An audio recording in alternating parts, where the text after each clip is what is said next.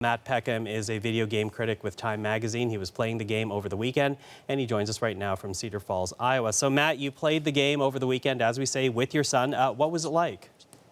Well, hello, Michael. Thank you, first of all, for having me on. And yeah, I was actually, it came out when I was on vacation last Wednesday, sort of somewhere along the banks of the Mississippi River. So my almost 4-year-old son and I were chasing little creatures down the sandy banks of a river. Chasing down the sandy banks river, and you know, as one who grew up with video games, I never imagined that you could play a video game in the real world outside of your home or your parents' basement, and that's exactly what this does.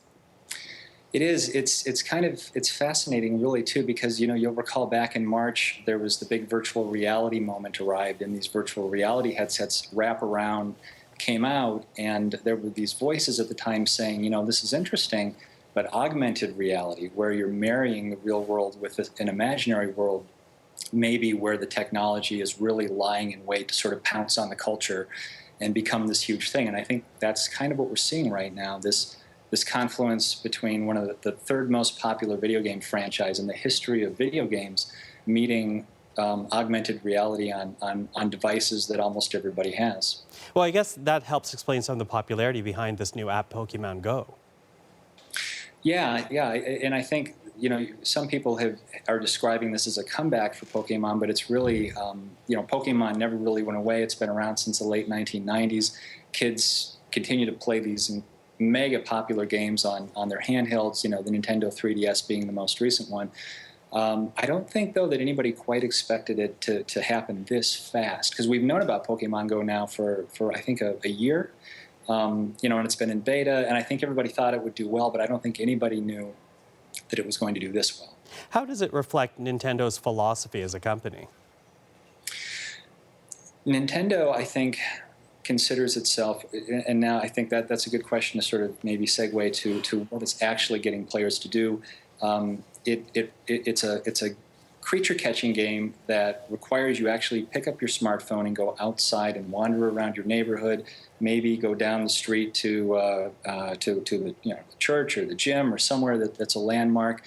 And so it requires physical activity. And Nintendo, more than any company, is associated with that. When we think about the Wii 10 years ago, was getting people to stand up in their living rooms and do exercise. And I think Nintendo's philosophy as a company is that it wants to provide an entertaining experience on the one hand, but on the other hand, it also wants to contribute to kind of these intangible elements that aren't typically associated with gaming, like physical health. So do you think this is a one-time thing or the start of a new wave of how video games are going to be played in the future? I think right now you are probably seeing quietly, not out of sight, publishers and developers dragging their employees into rooms saying, "How do we do this? How do we replicate this?" So I think you're going to see initially, given how successful this is, we're probably going to see some copycat experiences out there. But what we want to watch for is the companies that are really thinking about this, not just in how do we take an existing franchise and kind of clap augmented reality on top of it, but how do we think about what augmented reality does uniquely for gaming? And so I don't know who those will be, but I think we're going to want to watch. Now, we're running out of time, but I got to ask you before we run out of time completely, Matt. I've seen some pictures already out there of people with like broken ankles and scratched shins because they're walking around in the real world looking at their smartphone. Is it safe to let your kids do this? Because I think a lot of parents are watching this wondering if they should let their kids walk around just staring at the iPhone as opposed to their environment. I think that it is, and with a caveat. I think common sense applies, right? You wouldn't let your child wander around the neighborhood, maybe your young child with a smartphone unsupervised. You yourself wouldn't walk through an intersection looking down at the phone, or you shouldn't anyway. You're not going to text and drive. I think a lot of the common sense ideas about how we use this technology, have to apply. So yes, I think it's safe, but it requires supervision. It requires active engagement, especially if it's a child using it of parents with their children.